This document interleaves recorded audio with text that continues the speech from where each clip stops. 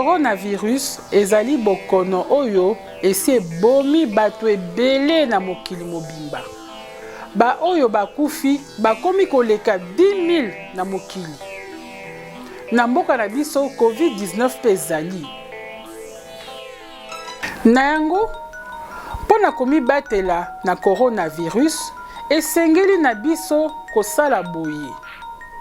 Kosokola maboko na savon mbala ebele na mokolo.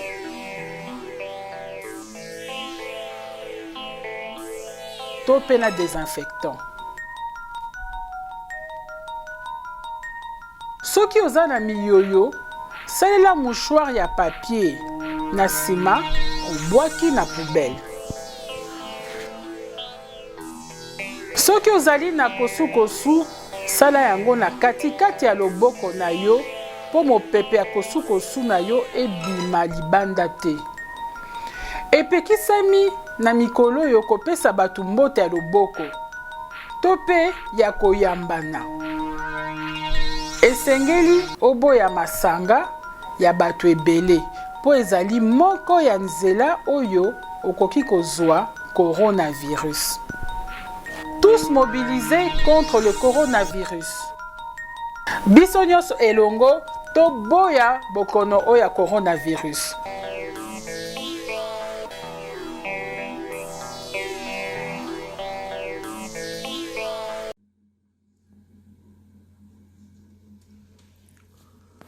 Oui, c'est moi, votre artiste Félix Wazekwa.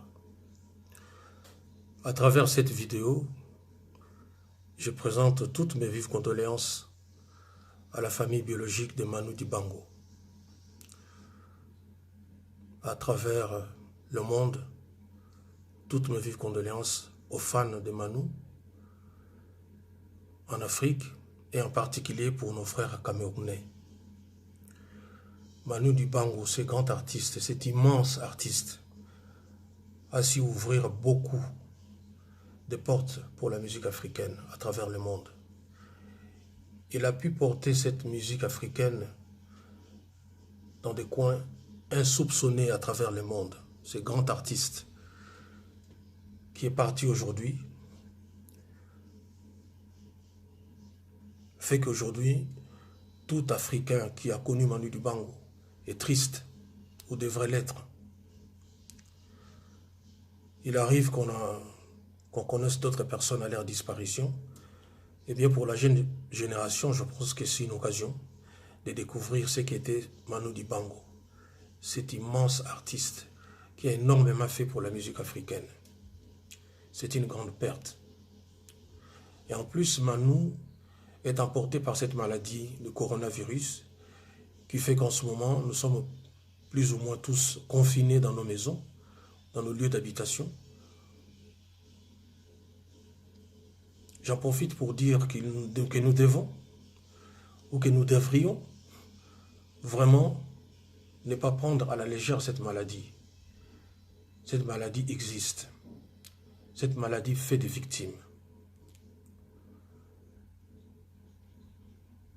Nous devrons suivre les consignes de ceux qui nous gouvernent. Ceux qui font des efforts pour que nous puissions rester en vie. Encore une fois, merci au corps médical qui ne cesse de s'évertuer pour nous apporter des solutions. Je demande au seul vrai Dieu, celui qui a conçu le ciel et la terre, de pouvoir nous donner l'intelligence de cette situation, de pouvoir nous apporter du moins des moyens pour que nous puissions gérer cette charge et cette perte émotionnelle avec la mort de Manu Dibango. C'est une grande perte pour toute personne qui l'a connu. Toutes mes vives condoléances.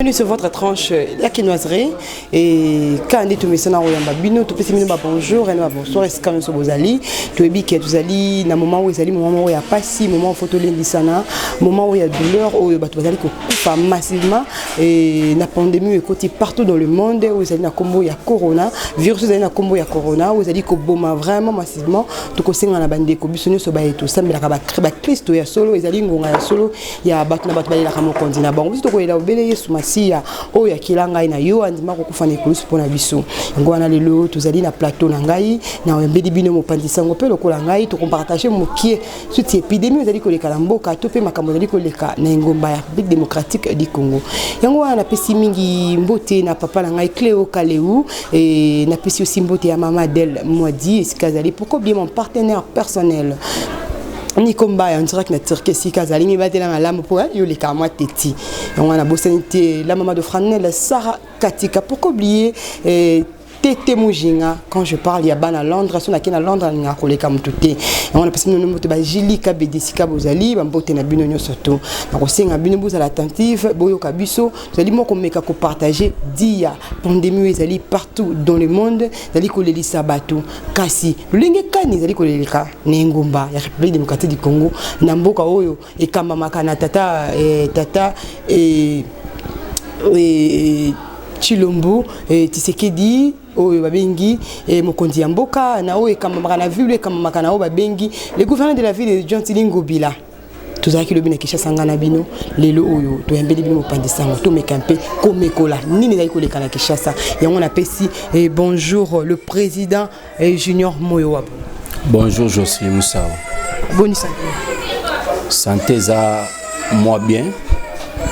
Nazali juste pour rappeler bino que on a un bibino azali mutumoko il y a plusieurs casquettes ndé moi mi benga yango azali mopandisa ngolo kola ngai et puis azali président association ba bengi appel ko association de presse en ligne donc balobi association ba presse nyonso en ligne au monde ka internet YouTube ya kambaka structure yango lelo to yeko mekola naye président habité soko yebi pandémie ezali na monde mobimba maladie ekoti virus ekoti na kombo ya corona virus pona ezali kolobela oni.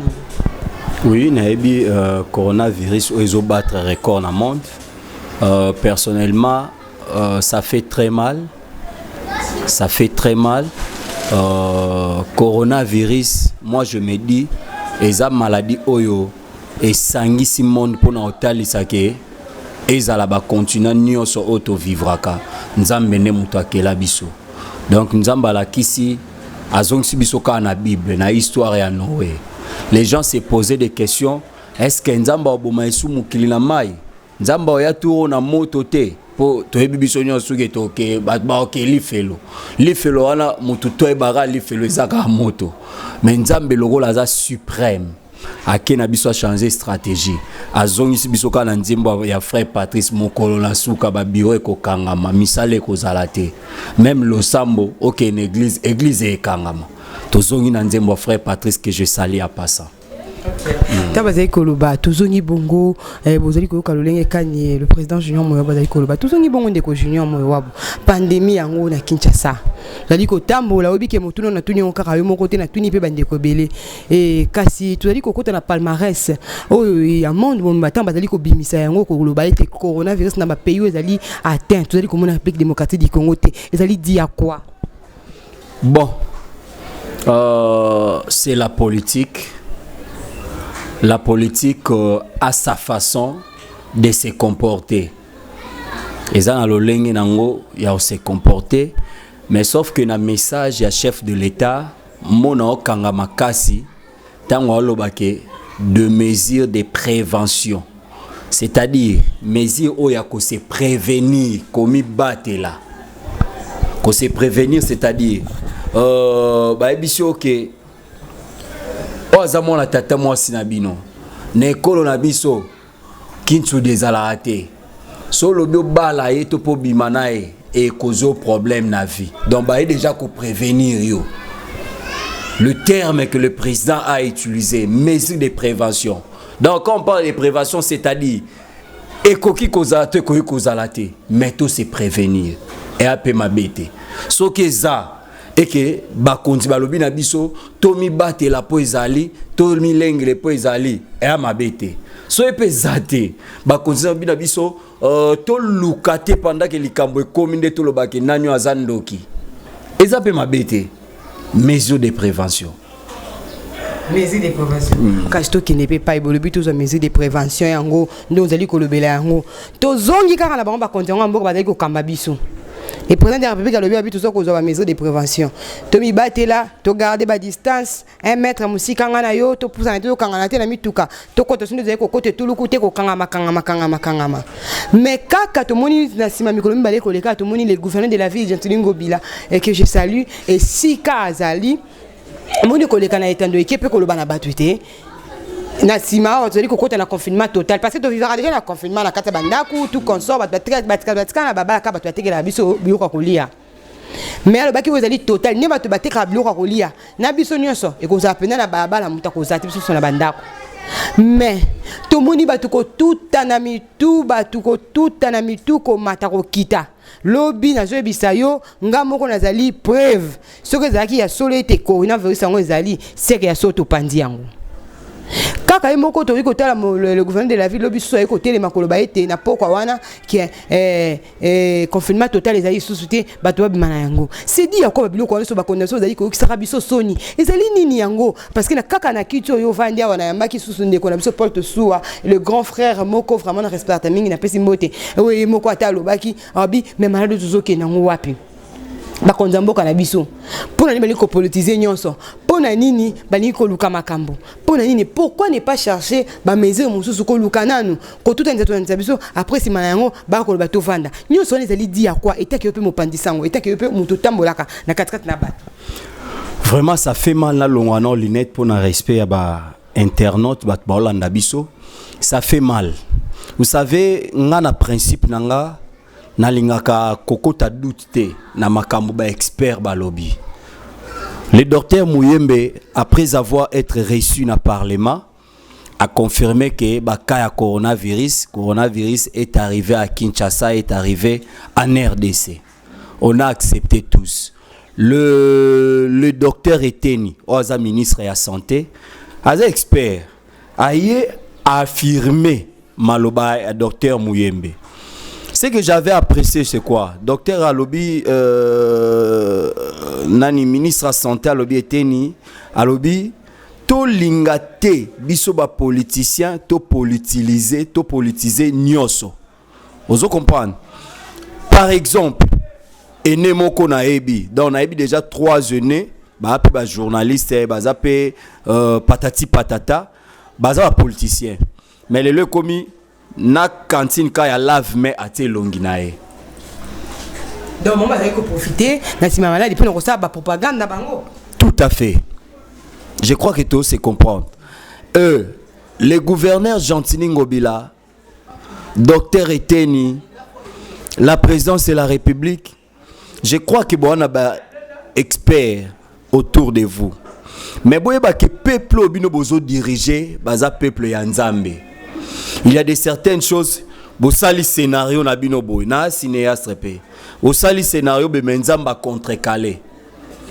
Par exemple, moi je me pose la question, je crois ici quand on a fouté la cas, na salle moi discussion na ba tout temps na zongi ba isinga o Gentilina lobby que non confinement bat ba va na ndako pendant 4 jours après 4 jours bo sala 48 heures ya liberté bo sombi sou biloko ba bilomo ya bon. Moi je me suis dit ba tuninga na bi oh nga information on a landité na linga ko affirmer té mais na ebi ke na Holanda RTNC lobi na on a tongo na Holanda RTNC na tel na ba 12 heures RTNC a pi ba information na moni on kati le quoi na Holanda était mais na moi na quatre groupe na biso ba journalistes ils ont circulé ils ont sillonné même na calendrier que le gouverneur avait fait et sillonné mais loko la nga na Holanda na ngate na nga okota doutité na s'abstenir na boité na ndimi pété na s'abstenir kaka. Et après tout yoka le gouv a annulé la décision. Je me suis posé la question, est-ce que le gouverneur Gentilingo Bila est entouré par des professionnels de communication ou comment? Soit le gouverneur, parce que les Congolais ont des défauts, mais leader ou suprême. C'est-à-dire, soyez le oui et tikalika oui. même si tu as des experts, je crois sur la manière dont tu tambola na appel ko. Je crois na un comité directeur. Avant ça, on a tuni pesanga point de vue na on tapé si point de vue. Mais contrairement à leadership yamboka na biso. Le gouverneur, il s'est dit qu'il n'a vraiment na kin. Gouverneur a eu pouvoir d'achat à Congolais. Les abatumusu pouvoir d'achat na bango ça $1 par jour. Yangonde ba vivre nango. Les abatumusu sunga kuna elo ba bango pouvoir d'achat congolais $1 so ba papa. Biso to lia kayem sous sakombi moko a loso ndako mobimba. Donc 1000 francs. Ndeko Jocelyne. 1000 francs. Si ko peuple pareil, yo so bango ba bango 4 jours ba va na ndako muto abimate et la police a suivi. Tu as imposé. Au lieu de dire ça, pourquoi pas étant le chef de la ville, le premier citoyen de la ville, au yolobi que bon, le col a tout fixé bas prix pour fixer bas prix à infraction. Au taxi c'est pour les qui 3 personnes, infraction en ça autant na autant. Pourquoi pour les canaux télé, au lobake, j'impose bas dépôt nios. Ba société Nios, ba société le roi ba Orgaman, ba société le roi ba Lady Abanini, Rama Thompson, ceux ils alara 10 000. Yo lobi pendant 2 mois ya confinement o ya moment to le ya coronavirus. Bon, j'impose nazolo ba en tant que gouverneur de la ville, Rama Thompson totango par exemple 10 000 francs congolais. Ah ndeko junior mo ba pe à côté wana otika o te pona ko ibo maloba. Tant yo zoko lo ba j'impose. Et ça biloko à l'état. Moi, la minute où tant que l'État faut apprendre petit peu bien en charge. Il faut bien tout le on a n'enga solo. Na si même des konanga chadra kadana si ma caméra avec comme on avec koluba. Même bato balbande ko balandi biso. Quand je dis cela, je salue mon grand frère vraiment les chéri va bien akaye toujours. Johnny Kabea Kokoji. Kuna na Canada na pesi ba mbote belé papa. Yo ko imposer bato. La charge ni oyozui ndeko junior. Gouvernement d'abord toke ne pas toujours ne pas. Charge ni yazu ya peuple congolais. Moni ngana ebité asu nazali ko banza moi muke na me ko tembo na moi mboka moko ya moi pembeni kaka ya biso en Afrique. Okomona ke okoleka côté mususu ba gouvernement. Tout le monde a rencontré même à la fin du mois, à la fin de l'année. Batro kabolo toi, ça qui a l'osso, moi des soso. Batato ya biso atinaki bango confinement. Ba pesa ki bango ça qui a l'osso topé soso. To ibisanga na commune na biso ya yolo. Totali na coin nini. Oh tokuta ki magasin ñu ezali à l'état parce que la charité bien ordonnée commence par soi-même. Est-ce que yemoko l'état Nino ya ye o ya chaki na nzela po biso to somba po ya ko imposer biso na magasin ya biso to kita biloko. Il faut no ye mutaliboso te ndabanda. Azuinanu atie oya ye babi eze à l'état ezote kama 10 000 francs. Soki yote oya l'état yote kama 10 000 francs. Yeba ke petit peuple oya ko tia 20 000 francs. Ba ko somba ete ba ko somba pono tant ya ko mona ke bazo ko somba pa na yo bengi l'état. Ozo mo ateke e ko facilité pe bango ta cheba ki tabiloko. Yo tant yo zolo ba bongo. L'état il faut avoir responsabilité na ye. L'état jamais ko imposer mutu na magasin na nga. Bon on a côté na zui. Oyebi mutu na mako na ngate. Et directement yo ko uta kuna ko imposer nga yo faut tango ka $10. Il faut tenir que petit peuple paye à moi ça la mabe parce que ce total la somme qui marchandise net lobby total qui dollar ezaka na 17 et chanter na pété et maintenant on té biloko na somba ngo ba na mois janvier tout là qui est déjà et to comme lobby et loko ezaka na 1000 francs à comme 3500 pour la nini parce que gouvernement na biso ezaka ko ba responsabilité na ngoté yo ko ki jamais quoi imposer peuple petit peuple a qui ne ko ça nini oh petit peuple il faut imposer ba prix wana comme le balé contraire wana ngana ko contredire yo. Merci beaucoup Josim Moussa. Je crois que si na lobby bongo c'est parce que gouvernement a la cantine populaire. Je crois n'arriver à Afdel tant président Musée Laurent Désiré Kabila la première des choses à ça là qui ba cantine populaire. Tosomba ekolo ya loso na pris à sa komba loso. Par exemple les lobby ndeko na biso Shadrach abimina kwena 1000 francs nae. Amesana 1000 francs nae asomba fufu na masango. Abimana kwa boye sa komba fufu ekomi 1000 francs sa kom moko ya fufu manioko. Vous comprenez? Oh, donc population a matissé logo par rapport à carence. A moni par exemple que tote ka fufu na marché bilora batunyo ceci na tika linga moko. Et batu bakumo ya sko vers ngai. A ça ni ya linga saisir opportunité. Taza commerçant. Commerce c'est un jeu d'intérêt. Tout se comprendre. Commerce c'est un jeu d'intérêt. Et par là maintenant, il faudrait gouvernement Nabiso, Nayo Kakama, parce que c'est un gouvernement à coalition. Moi personnellement, j'ai appris que selon la rumeur Nenge Tamboli, na milieu la biso presque non, le gouv a pris décision sans pourtant que le garant de la nation a l'informer. Selon la rumeur. Mais il y a que ça, mon pandissant, le belaming, rumeur. Rumeur. Autour, il y a des journalistes et des professionnels de médias. Tout se comprendre. Et tu l'as dit, l'un de nos confrères à la télé a martelé sous sur Yango. Confrère a zappé député national, a martelé sous sur Yango. Et moi, je me pose la question, est-ce que, avant qu'on soit décision, le gouverneur Gentini Ngobilambaka a tel qui va pour n'a pas contre? Parce que biso to yaka vers petit peuple. Moi, je te dis hier, on a sionné, on a vu des coulons na comment ba on s'est. Si auto défendre, il fallait imposer ba na loba, il fallait imposer. Normalement, j'ai dit ça. Na loba c'est parce que na ebi que a incapacité à ko imposer parce que bazana babilo ko l'état té. Ko imposer aussi dans ce sens que Olamu qui n'attend par exemple la Brazzaville, Banda 2002 si je ne me trompe pas, l'Ipezalaka n'a pris nango. Oh l'état ça que l'Ipezalaka n'a pris boé. Sous d'autres choses l'état n'a fixé après à biloko. Na évité ce na omikosa. Yo voyage pour yebi. Sous d'autres cieux. Par exemple, le cola foufou, qu'il plaît ou qu'il neige, sur l'état de Sango déjà, le cola foufou est à 50 francs. Transport, par exemple, est à 1000 francs. On a expliqué au lobby. Moto, biso bato yolo, tu as moto na victoire qui moins à Ezo, tu fous à 1000 francs. Mais économie moutou moko, tu fous à 1500. Je crois que tout se comprendre. Taxi moto, na zouango de Kianza Tiron Poengaba, 1000 francs. Ezaka 500. Ils ont incompétence, il y a des gens tout ce qu'on a pour le petit peuple. Eza incompétence mais baza animé na mauvaise foi. Na salle na mutu moko interview na ebisi conseil nini yo pesa gouverneur Gentini Ngobila bina na conseil au PCT. Ana ba titre académique koleka ngai. Ozoyoka, philosophe moko loba connais-toi toi-même. Tout ce que basalaka ba conscient na makambo basalaka. Oyo kamusao. Ba conscient. Est-ce que tu crois qu'autour na bango bazana na comité à stratégie te ba vendre loko to larguer na marché et simbate. Et simbate.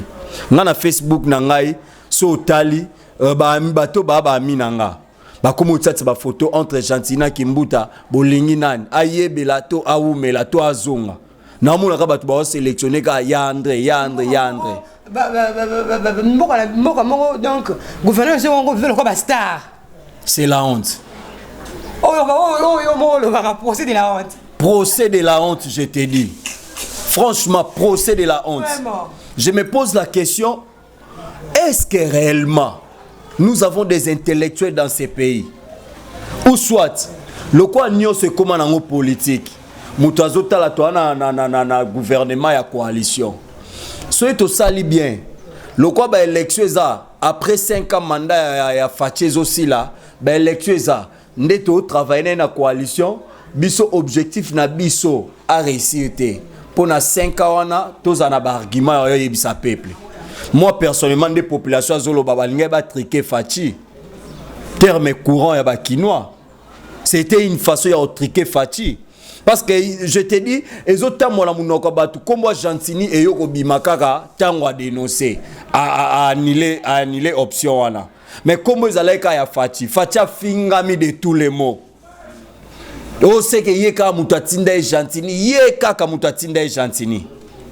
Mboka o sait que Beba Nango.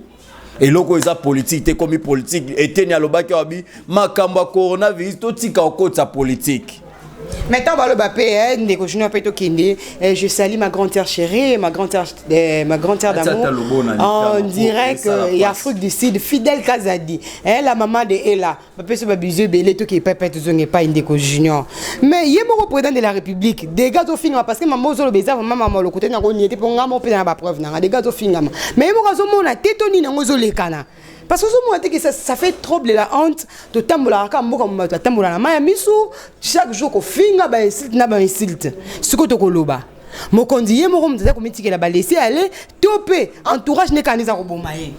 Oui, nous avons un problème dans l'administration et ça a un problème il y a hiérarchie. Vous comprenez? Au pesi batuba assumer responsabilité moko. Soko obi oba no marteler na ba responsabilité au pesi batu. Et comme amabe.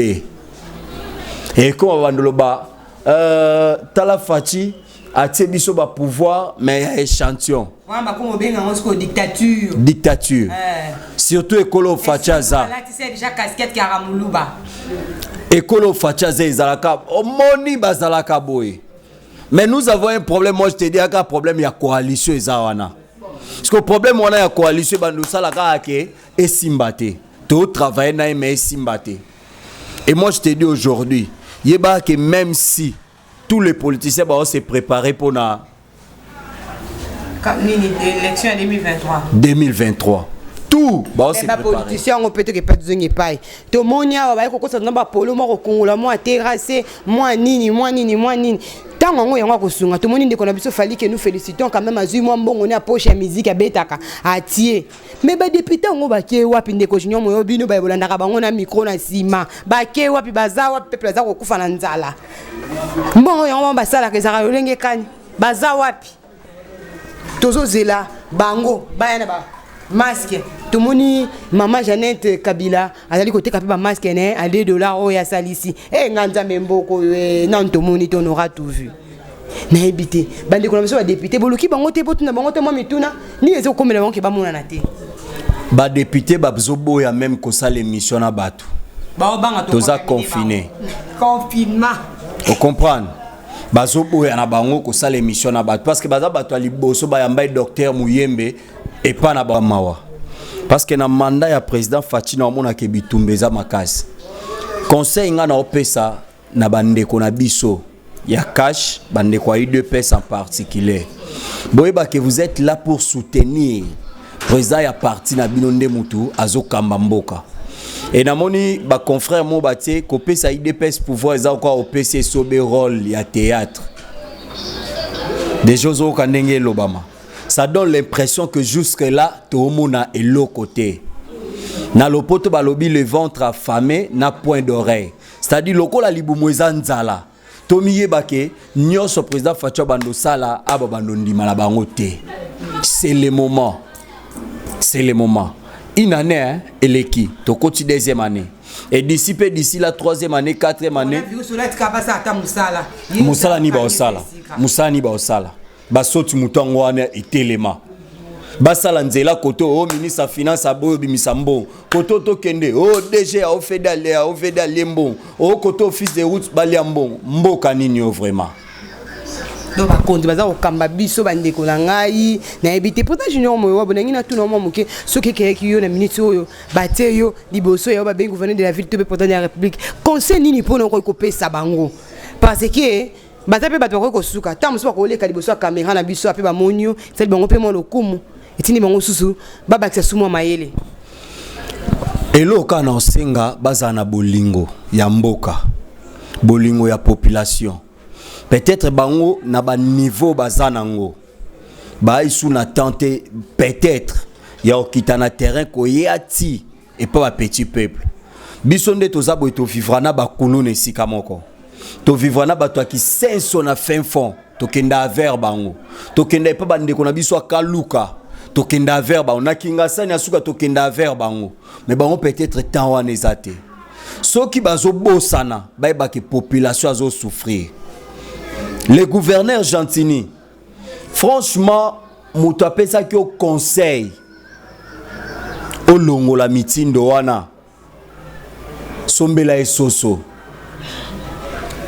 Bwana olo ba vérité a sombele soso parce que na émission na ba coin nyoso ba jeune o nyoso ba le na mbongo a provision te ba banda ko mi lobela ki premier jour problème te deuxième jour ba ko bima na banzela ba ko buka ba sa pillage massa c'est beta j'ai comme une image moko circuler ya photo mo boye congolais mo azo kima kino azo kima la le nani soda zolanda e azu ba tie ba bi lobi biso na bango ka boye Vous comprenez? Il y avait un danger où il faut se préparer dans Mboka. Féliciter quand même, moi, na félicité parce que yo ki toli et l'or qui tika ezate. Moi je vous dis vrai, et l'or qui tika ezate. Comment ça fait-il peuple oyo azaka na économie à vivre na main d'œuvre? Population est vivre na main d'œuvre, à vivre na taux du jour. Moi et toi, to yebi net biso to sala ba émission les médias en ligne.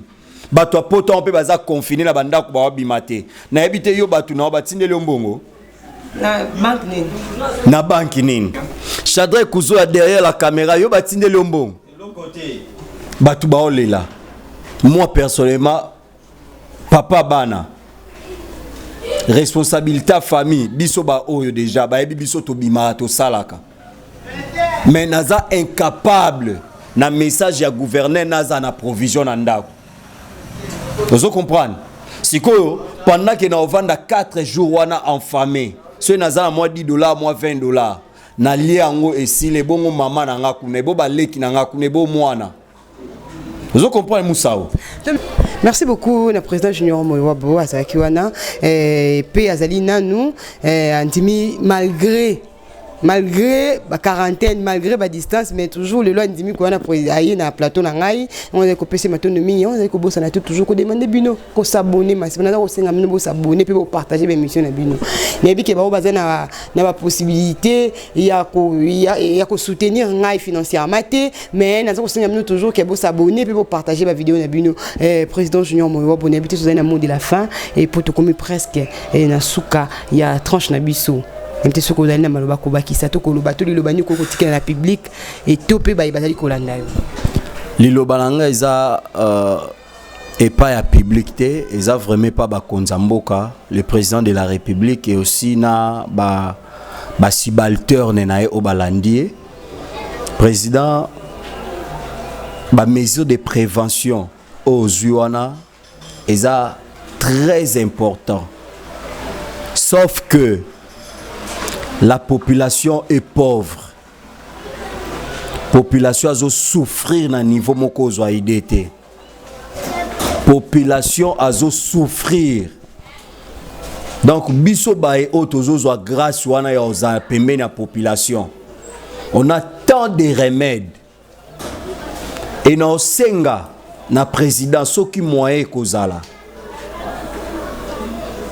Na présidence wana osenga bato communication na yo basala te loko moko o ezalaka ke bazwaka ba propos ya population po yo mona ngo chaîne nationale ezali bakenda pas population o ba démini wana ba mesures eza prise ba centre d'orphelinat ba centre d'hébergement ya ba enfants de la rue ya ba orphelins ba veuves ba hommes de vie tout ba souffrir vraiment makasi. Bachayer, il y a de certaines personnes à Bimana Tongo Moussao, à Eka Liboso magasin. Yo lingo sombelo kwa zwa cotisation na magasin, par exemple, le magasin baté pile. Il y a téléphone, batsango par exemple 1000 francs. Il y a bandio 2500.